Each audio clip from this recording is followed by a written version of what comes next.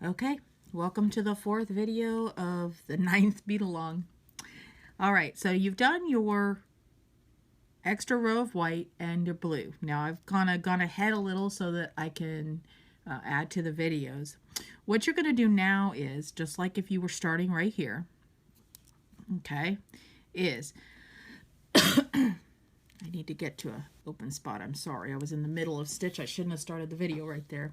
Okay, so this is where you're starting. Okay, just right here. You're going to pick up a blue and you're going to go through and fill the down and make it an up, just like you were doing before. But instead of doing now the next stitch, what you're going to do is you're going to follow the path. You're going to go down here and up one, so that you're skipping a section of blue and going to the next blue. Okay, so let me show you what that looks like up close here.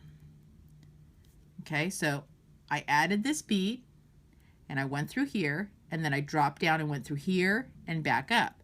So I'm at this one. I'm going to pick up one and I'm going to go through this bead, okay, the one next to it. And now instead of doing another bead here, I'm going to go down one and over one. Okay, now these are called crowns, they're called florets, they're called, I think some people call them piquettes. It just kind of depends. I got a little knot here I'm doing as I'm talking. It just kind of depends on who you are, who's trained you. You know, to me, they're little crowns or little pyramids. So however you want to call them. All right. So I skipped one and I'm going to go through this one. I'm going to pick up one. I'm going to add my little peak. Okay. Then I'm going to go down. I'm going to follow the path of the thread. I'm going to go down and over. Okay, to the next one and pick up one. Okay, now I'm going to show you how I do it. I wiggle it and go through here. I do not recommend that until you have what I call the feel for the beads. I can feel if the beads are getting too tight, or if they're going to crack or they're going to pop, again, because of experience. I do not recommend that you do that unless you're very comfortable. If you pop out a bead or break a bead, on this type of stitch, my recommendation is to go back a row and fix it and come back again. If you have to go back a row, do not go through with your needle. You will pierce other threads. Take the needle off, pull your rows, and then start again. Okay, so now is a great time to pause the video so that you can go all the way around like I have, and then start it up again once you're finished with that inside blue crown. Okay, go ahead and pause it. Okay, welcome back. Now, what I'm going to do is actually make this the back. I almost, like 95% of the time, do my backs first, because then the front pulls it tight and I can see how much decoration I can or could or shouldn't do, and it's held on once the back is on. Now, we're not going to actually attach this yet. Of course, no glue. What we're going to do, though, first, you've finished all your crowns, is to move our thread up. Again, just kind of following the path. Okay, if that bead felt too tight, then go to this bead. And you see how I'm wiggling it? You're going to have to do that. Okay. And we're going to follow kind of at an angle here. And I'll show you in a moment where the bead path is going. We get it up there, and then I'll lay the thread aside so you can see. Again, this makes it very tight. It's not that easy to do, but trust me, it's easier to do it now than once the frame is already on there. Okay, one of these threads, there it is. All right, so I'm going to pull it out and show you where I went. Okay, I was right here. I had come through here. Okay, get a little closer. I'd come through here, added this bead, come through here. I went to this one, then I went to this one, then I went to this one, and then I went to this one. And now I'm sticking out of there. Now we're going to add 2 beads. First bead, you're going to pick up, and you're going to just peyote. You're going to skip the one where the thread is in front of the thread and go through the next up. I know this might be a little difficult to see, so I'm going to show you again on the next stitch. See, there's a bead here and a bead here. We're going to set one right in between. Okay, so we're going to pick up a white and we're going to go through right there. Okay, pull it tight. Now you're going to have these 2 little beads sticking up on top, and what that is going to be for is the hanger at the end. And the reason you add it now is once we tighten this up around the other side, these beads are going to get so stiff that when you go to try and go through them, you're probably going to break them. Now what I like to do so that everything stays tight is reverse directions. Now you can see that it's coming out of here. So if you want to just reverse directions, go to this bead right there. See? Oop, it got caught.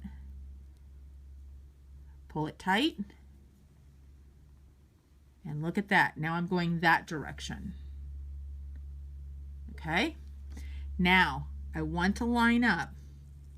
There is a definite top and a bottom to this. Most people are going to want this to be the top. If you want your flower to hang upside down, that's up to you. But wherever you want the top to be, I'm going to put it right here. You need to set this in and line it up. Oh, sorry, wrong way. Set this in and line it up with those 2 beads on the top. Okay, see how I want mine right here, and there's the top. The little 2 hanger beads. See? Okay, from now on, until we get enough tight, you have to hold this in. And if you watch, what I'm going to do is I'm going to hold it flat and then bead and turn it as I go. Okay? What I want to do right now is start with a blue 15s row. So I'm going to pick up the blue and I'm holding it in there. And the reason is because once we start tightening up, it's going to close over it. If it pops out, you're going to have to loosen those rows to get it back in there. And I'm going to put, this is the fun part and probably the hardest part of it, the blue. And it's hard because I'm trying to keep my hands out of the way here for you. The blue 15. Okay. Let me tell you what's happening for me. Because I'm showing you this and I'm trying to keep my hands out of the way, the direction is very hard for me to go. It'll be much easier for me to go this direction. So I'm going to take this thread and move it back through that bead so that I can go the other direction. See? Now I am coming out of this thread. Okay. See right here? But I want to go that way. Oh, I'm sorry. See right here, I'm coming out of here, so I want to move it to here and then up. See how I'm moving it at an angle right there. Now normally if I wasn't doing this for the video, I'd have no problem going that direction, but it might end up being easier for you to switch it as well. Okay, so see how I'm holding it flat? I'm going to pick up a 15-0 and start adding. Fill in the down and make it an up all the way around. Now this first row, if your cabochon is moving a little, it's okay. Okay, because it's not going to tighten it so much that you can't pop it back in. But you want to get in the habit of doing this, of holding it just like we're holding it. Okay, kind of flattened on my fingers and holding pressure on my thumb to hold it in there. Because once you start with this pull in, see how it already pulled in like that a little bit? Well, as you go around, it's going to get tighter and tighter. The second row, it has to be in the right spot.